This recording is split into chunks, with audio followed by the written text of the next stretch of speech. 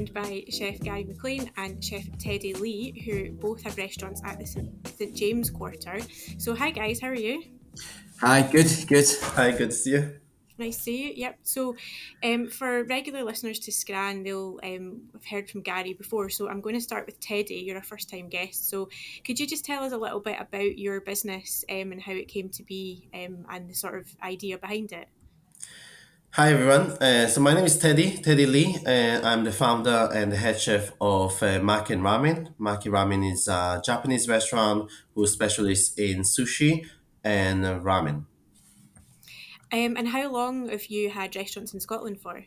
So we started in 2015, back and forward 8 years from now.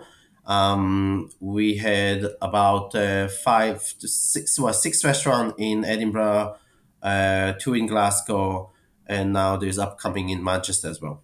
Nice. And so the idea behind it is it to bring kind of an authentic taste of Japan to Scotland, is that right?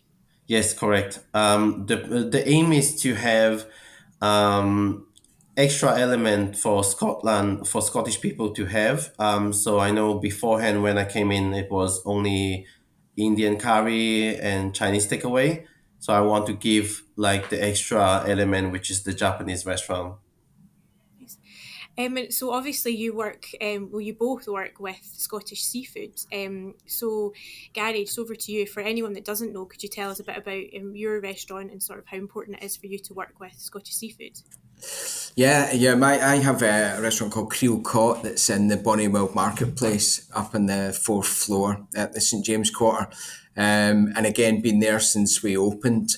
And the whole concept is based on Scottish seafood. I came up with the idea at the same time as we were watching the truckloads of amazing Scottish fish and shellfish getting stuck at the borders in Dover. And that was the sort of inspiration behind it. So it was to kind of showcase that. There's 9 things on the menu. All of it is fish, every single bit of it. But it's a great kind of concept to market. And obviously the St James Quarter itself has been an amazing success. So it's been a fantastic experience, and we're almost both hitting our second anniversaries there. Nice. So basically, we're here today to obviously talk about your guys' work, but there is a seafood festival coming up at the St James Quarter. So, Gary, do you want to sort of tell us your involvement in it? Yeah, again, really happy to be involved. We this is our second seafood festival. We'd won last year as well to great success. And I think the idea is just to really showcase how accessible and how healthy and how easy it is to cook with Scottish seafood. And it's the idea, my kind of idea is to tell the story. I'm lucky enough I can get out and about and I get to meet the fisher folk that catch it, and I've seen where the whole supply chain, and part of my other kind of remit is to help promote Scottish produce, food and drink abroad as well. So it's great to be doing it on our doorstep in Edinburgh. And I remember last year the crowds we got were immense, and it was a real mix. We had passers-by that we were kind of dragging in, but we also had a lot of visitors to the city that came in and were experiencing Scottish seafood probably for the first time. But again, I think it's a great opportunity to tell the story of the people. We're buying our fish locally. We buy our lobsters from Kate Lobster Co., who catches them pretty much, hundreds of yards away, and then bringing them in every morning and things like that. So we've got a lot to be proud of when it comes to fish and shellfish in Scotland. Yeah. And Teddy, what is your involvement in the festival? So I'm in the seafood festival. I do sushi classes. The aim is to use Scottish fish and to make sushi. So teach them how to make sushi for the Scottish people. I hope one day you will have, when you have mom and a daughter making cupcake day. So there will be one day there will be a sushi day. So then they know how to make sushi. They make the sushi at home and then they eat it. Yeah. Yeah, because it seems like it would be quite complicated, but is it quite easy to do? Yes, it is a lot of preparation, but it's like 80% preparation, and then the 20% is only rolling the sushi. So it's more like the preparation will be more important. It's not that difficult, but every time when you make, you cannot just make one roll. You will need to make it like a bunch of sushi. So you make sure that your family they come by Yeah. to eat. Yeah, and I suppose some people might be slightly daunted by the raw fish, but that'll be what they learn from you on the day, that it's nothing to be scared of. Yes, so there's a misconcept of like Japanese sushi, everyone just thinking about, oh, that's raw fish and then that's it. But there is actually a lot of not raw, or either it's been grilled or either been tempura. So it is not only raw fish is about. So I would recommend to start with something that is cooked, but sushi, and then later on we can move on to like a bit more advanced, basically for the sashimi part. And Gary, what is it that you're going to be doing during the festival? I think for me the main thing is to get across as many species as possible. I've recently been working with things like skate wing, uh, which is fantastic. It's something I haven't used for ages. What else have I been cooking lately? Again, things like getting back to our basics, things like herring and our hand dive scallops and things like that are, and it's the ultimate fast food. Also want to kind of do some stuff with our preserved fish. We've got, one of my favourite things is probably one of the cheapest things you can buy, smoked mackerel. Um, Absolutely jam packed with flavour and healthy. And obviously Scotland is really famous for its hot and cold smoked salmon, so getting that in somewhere as well. And again, perfect for sushi. Yeah. Yes. You mentioned about macro. That's something that I really, really want to release that. But it's coming on the spring, isn't it? So, Yeah, so once yes, there, it's there. And it's very, very good for sushi, definitely. yeah. And quite cheap as well, so that's quite good for It's people. it's when you can get it. It's when there's none about at the moment, but as soon as it comes in, it's something I like to use a lot. Nice. And one of the key messages as well during the festival will be like sustainability in seafood, and that's something that you're quite passionate about as well, Gary, isn't it? Yeah, most definitely. And again, the whole sustainability thing for a restaurateur is about that communication. It's about making sure that you speak to your suppliers and totally understand the food chain, and getting out and seeing the food chain. But there's loads of different websites as well that you can follow just to make sure that you're being as sustainable as possible. And just by its very nature and the way that we fish in Scotland, we if you're buying Scottish, you're pretty sure to be buying something that is sustainable and on the list of food that we should and could be using. And Gary, so you said you're wanting to highlight different species. Does that mean you're doing like a cookery masterclass, or Yeah, is I'll it be just something? doing culinary demonstrations and then offering tastings at the end. Nice. And I think the whole thing when I do a demonstration, it's interactive because obviously my day job's education, so I like to get across. I like to get across some relevant information, and I just want people to sort of pick up hints and tips that they are comfortable enough they can take away. And I think there's a lot of the sort of barriers when people are looking to buy fish. The general public are buying fish; they just don't know how to cook it. So I'll be doing much as I'm going to be doing kind of restaurant style food, I'm going to be doing techniques that can be taken home. So simple things like pan frying fish. What happens to fish when you put it against heat and things like that. Maybe even look at the whole smoking process, which is fun. A lot of people are getting into that at home. So, but I think the main thing is for me, it's all about that interaction with the public and making sure that the whole demonstration is open and that people can ask questions and get involved. And that's the key for me. Getting that audience involved is the mission. And Ted, is it the same for you? Are you looking for a lot of audience involvement and questions and all the rest of it? Yes, so well, mainly making sushi, but also knowing about where the fish come from, where which part of the fish we should you be using. There is part like say like the bone side, when what do we do? You can do it like a fish oil, for example, or like a fish broth. For the tail side, which is more like the more rough side, so you can use raw, and then I'm gonna teach them the belly side will be like more like for grill, and then sashimi side will be on the fillet. So they will know how to use the entire fish rather than like just one part, which is also well known as fillet. Mhm.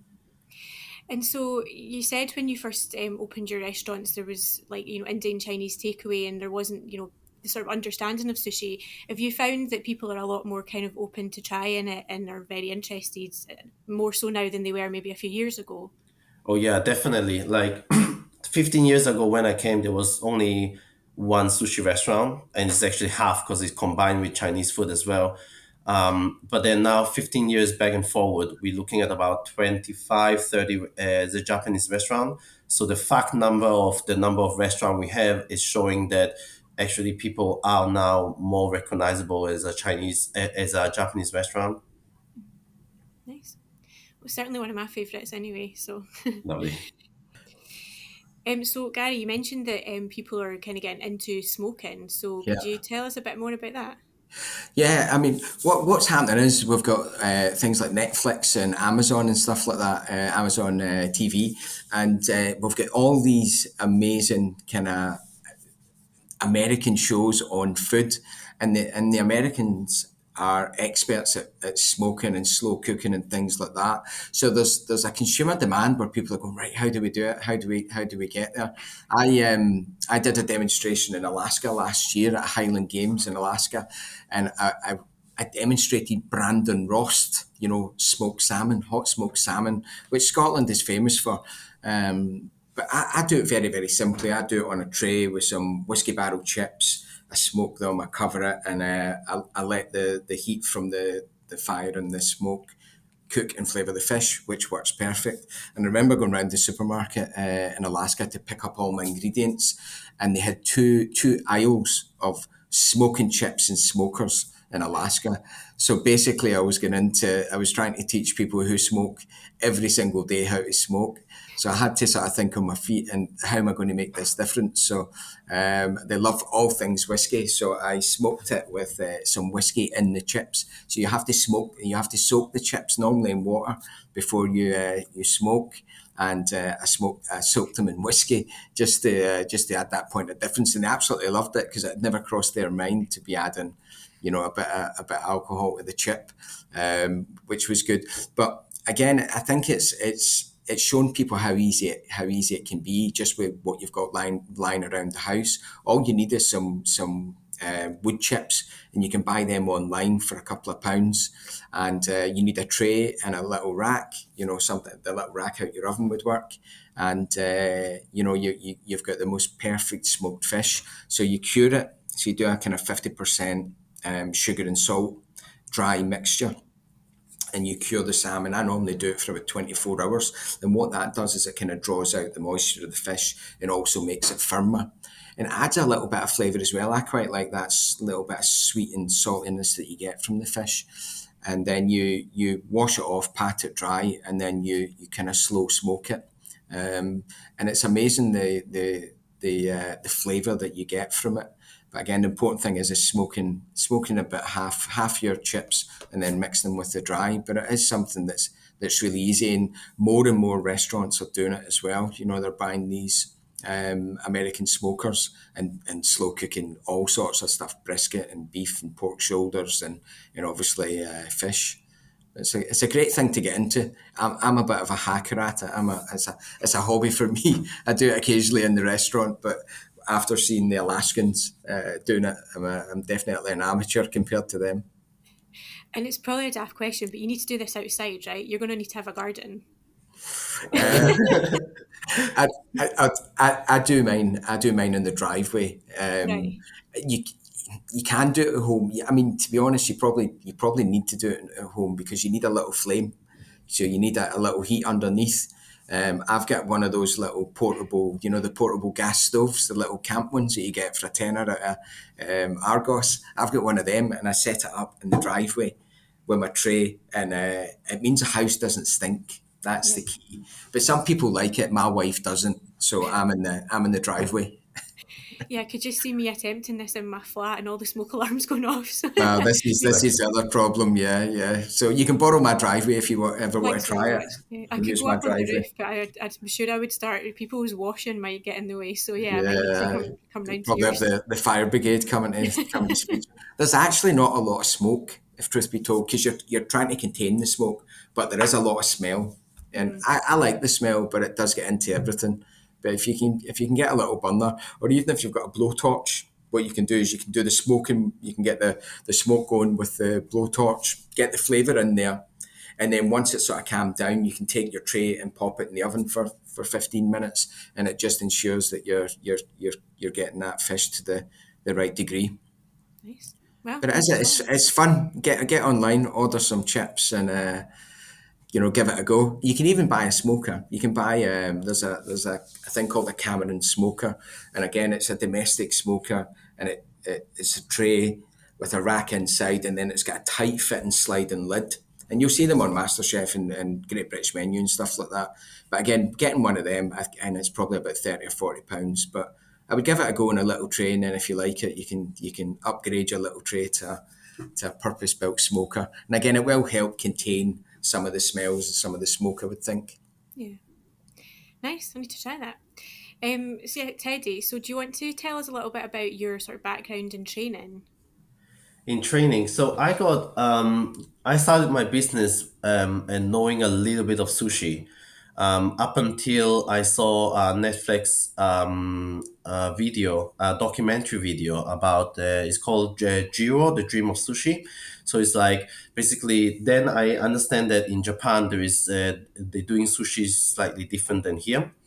So I took a flight back to as going to Japan, and I went to like it's called Sushi Academy. So it's like the whole building is just teaching you in different level of sushi. I took an intensive course there for 2 months, and then I come back for like a better sushi understanding of sushi, how to make sushi from scratch, when is the harvest of the rice will be better, what sort of vinegar we're looking at, and the ratio between the sugar and salt, and all this kind of like the more like the science as a part of it behind the sushi. And then I started to make sushi then. And then I feel like now I'm training sushi. So I have because we're opening franchise Z, so I had to train sushi within 14 days for taking someone who doesn't know any sushi at all to train them up to standard in 14 days. So by that time, I don't want to train them how to make the sushi. I do want to train them to become a sushi chef as well. So it's not like just I know how to make sushi at home, but it's more like I'm a professional sushi chef that I know where the fish come from, and when to source them, and then all the rice and all the science behind as well. And has your background always been in hospitality? Like, has it always been something that you wanted to do when you were younger? Yes, since basically generation, so my dad, my mom, in a restaurant, and I am maybe well basically the second generation of the restaurant type. I've been chef cooking in many different cuisine as well. So French, Italian, some tapas as well, some pub food, coffee shop sandwiches, and then Chinese, Malaysian, and then Japanese. Wow. You must have great dinner parties. Just thinking I that. I don't actually cook at home or anything like that. So it's like in Christmas time or any party, I don't cook. I just order from delivery or something. Relax. Yeah, yeah. I just don't like to cook at home. First of all, my wife will not let me because I make a lot of mess. I like to make things from scratch. When cutting raw food in her kitchen is like a no-no. So she will stop me doing this anyway. So yeah, I will let her do her job, and that's it. Yep. Whereas Gary, you sound like you cook at home quite a bit. I do all the cooking at home, but I do agree with Teddy. When we have friends over, and I get food in. I've Yeah. and I've sometimes, depending on how many people's coming, I sometimes get a chef to come in. Oh But yeah. because I've done it, and Teddy, you would have been the same. When you're a young chef and you start learning skills, you do start trying to show off in front of friends and family, and you'd invite people over and you'd spend days in the kitchen and you make all this amazing food.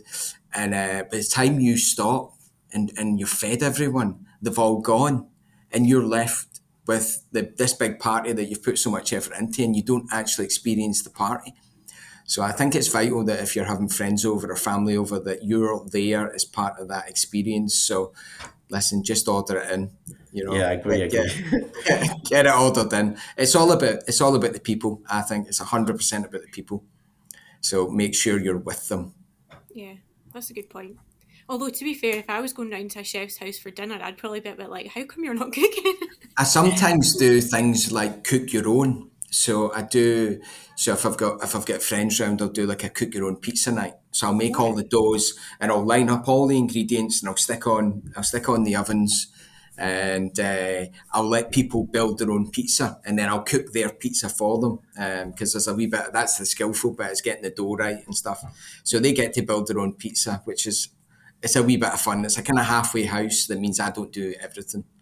So they get to build, and and it's quite a nice thing to do if people have choice when they come to your house.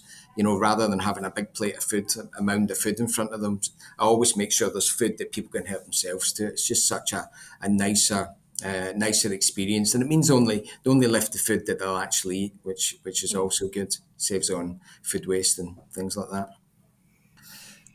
So, Teddy, for anyone wanting to get involved with your sushi making masterclass, what are the details?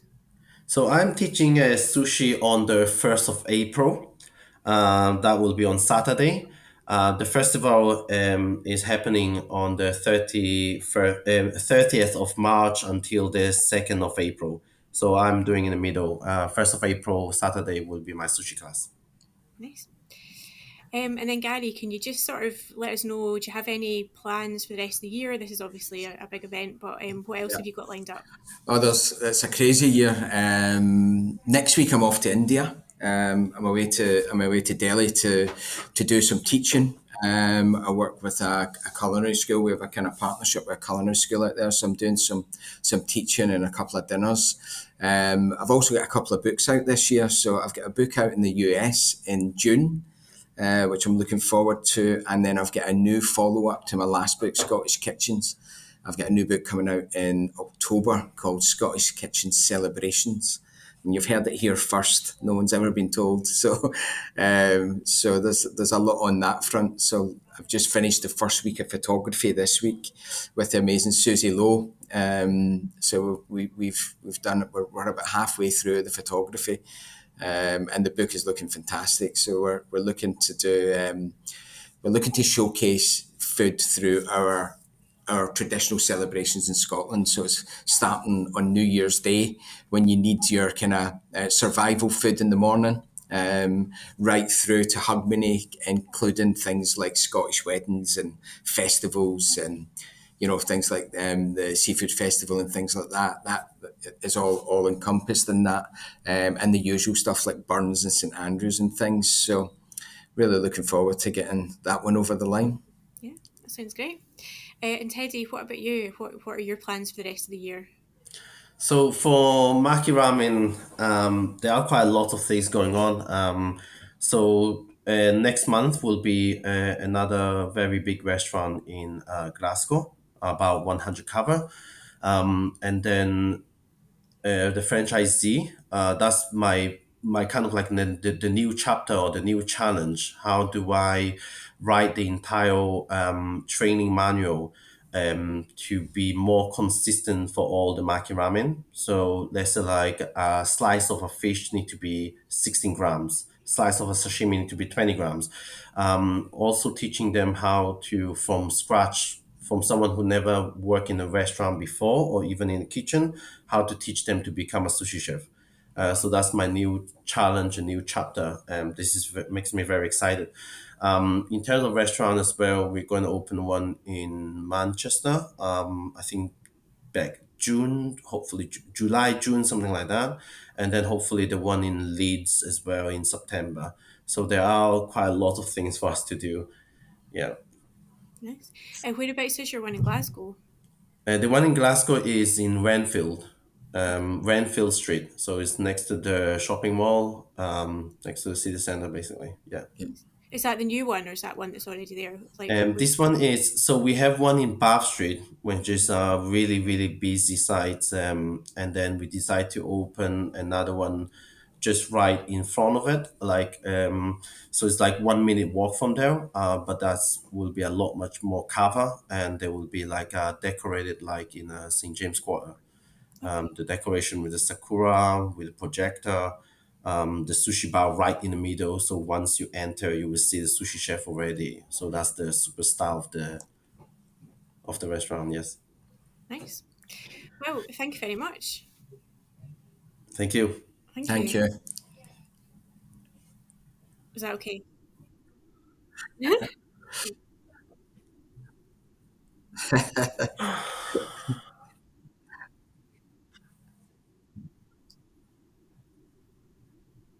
Okay, yeah, yeah. I know, I've probably broken embargo, but it's fine. It's fine. It's fine. No, it's not right. It's fine. It's fine. Yep.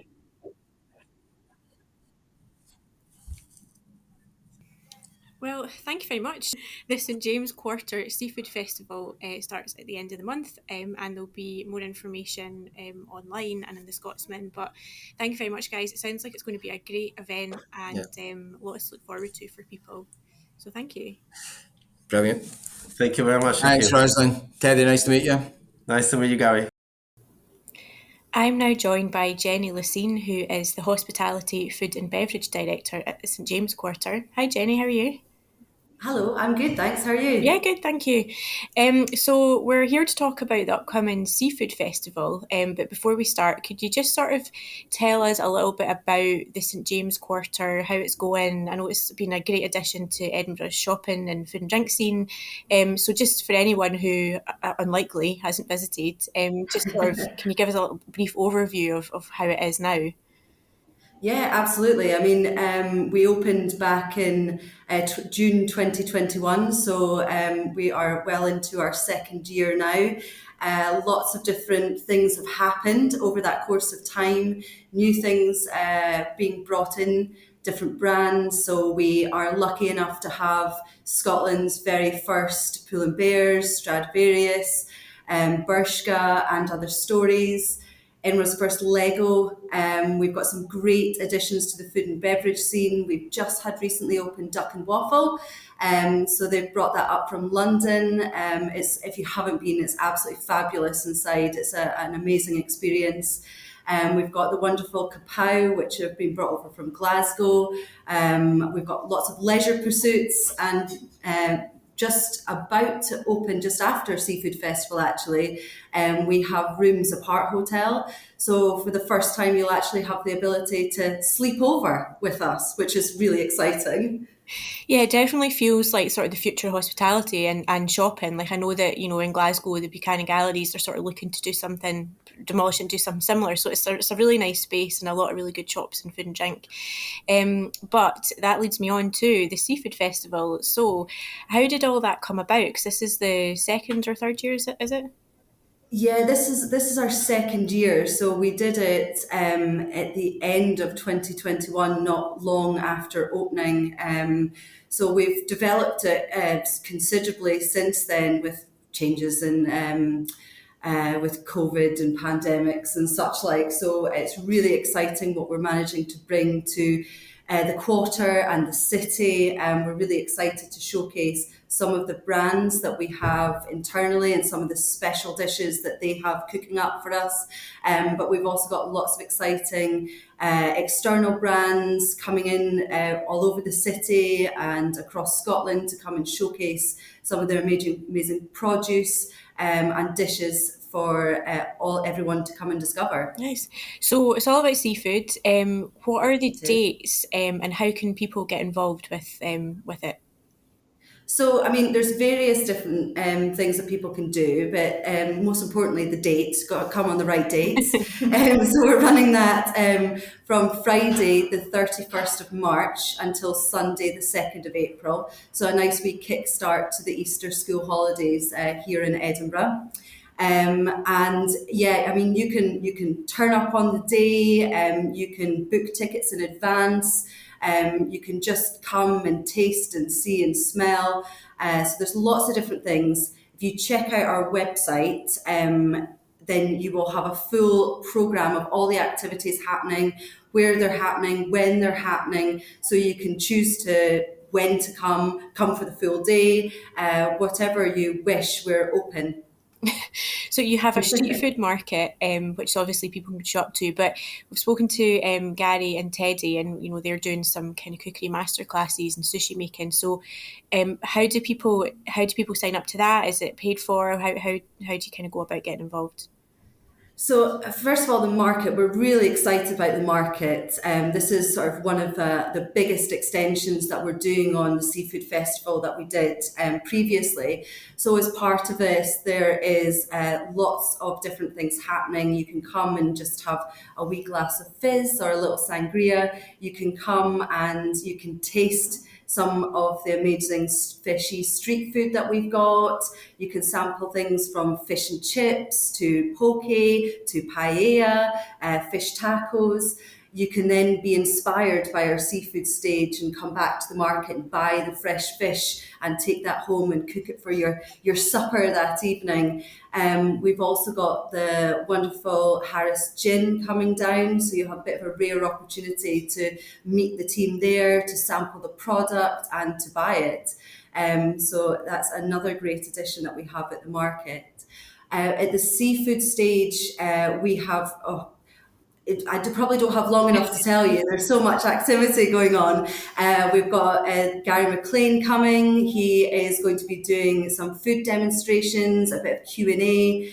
Is going to be sushi making masterclasses with Teddy, who you've just spoken with, and he came and did it last year as well, and it's absolutely fabulous. We learned so much from him, how to prep the whole salmon for putting that into the sushi, and it's a wonderful thing. If you haven't made it and seen it, then definitely come along to that one.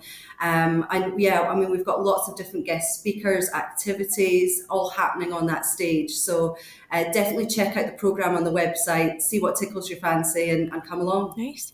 And also, when people are there, can they obviously pop into the different food and beverage places in the quarter as well? Absolutely. So, this whole festival is being completely embraced by the whole quarter. So, I mean, you won't be able to go everywhere without having seafood around, which I personally love. So, yeah, we've got the wonderful Kapow, who I mentioned earlier. Their head chef, Sandy, and their team have just been out to Bangkok and Chiang Mai, tasting all the cuisine over there, bringing that back. So they're really keen on showcasing what they've learned over there, and they've dedicated a whole seafood menu for over the festival. So definitely come and check that one out. That would be really great. We have the Real Greek up on level 4 as well. They're doing their Greek take on fish and chips. So it's like their salt cod, chips, taros malata are one of their really popular dishes that you can normally only get on a Friday. So they're going to be doing that full weekend. So if you haven't tried it, it'll be a great opportunity to do that. And then we have the wacky and wonderful Bros Bagels. They are coming to do their very own seafood bagel. So that will be available for the whole weekend. I believe it's a fish and chip bagel. So should be quite a delight to try. And yeah, I mean, you go into any of the brands, Bonnie and Wild, and Maki Ramen, there's lots of opportunities to sample wonderful seafood with our brand partners here. Nice. Well, it sounds great, and let's just hope we've got the weather to go with the lovely kind of seafood and spring summer feel. Is there any live music, or is it just mainly sort of? Sorry. So is there any live music, or is it mainly like the masterclasses? No, there's absolutely, you can't have a seafood market and all this going on without some wonderful local talent and live music and entertainment. So I mentioned some of the brands there that are getting involved. A lot of them are based up on level 4, which is sort of our dining and leisure destination here. So we've got lots of great entertainment happening up there. So you'll be able to sit outside, if it's warm enough, as you said, and maybe enjoy some of those fish dish specials. Sit back, relax, and be entertained. But that will also be throughout the Galleria as well. So it'll really be a feast for all your senses. Nice. Well, it sounds brilliant. Definitely, like you say, a great start to the Easter holidays. So is there anything else that people should look out for over the weekend? Yeah, absolutely. As part of the stage events and roaming around the quarter, we have the delightful Oyster Man and Miss Caviar. So if you haven't tried an oyster, been a bit too scared to, then you'll have that opportunity to come and do that there. So that's a wonderful little experience for you to try. My kids tried an oyster recently, believe it or not, and it went down a treat. I couldn't believe it. So definitely give it a shot. And we also have Melee. So we're partnering with Melee over the full festival as well. They've got lots of great things happening in store and some supper clubs to look forward to. So definitely check out the website. We're updating it constantly with all of the exciting events that are happening. Nice. Well, thank you very much. It sounds great. And look forward to popping down.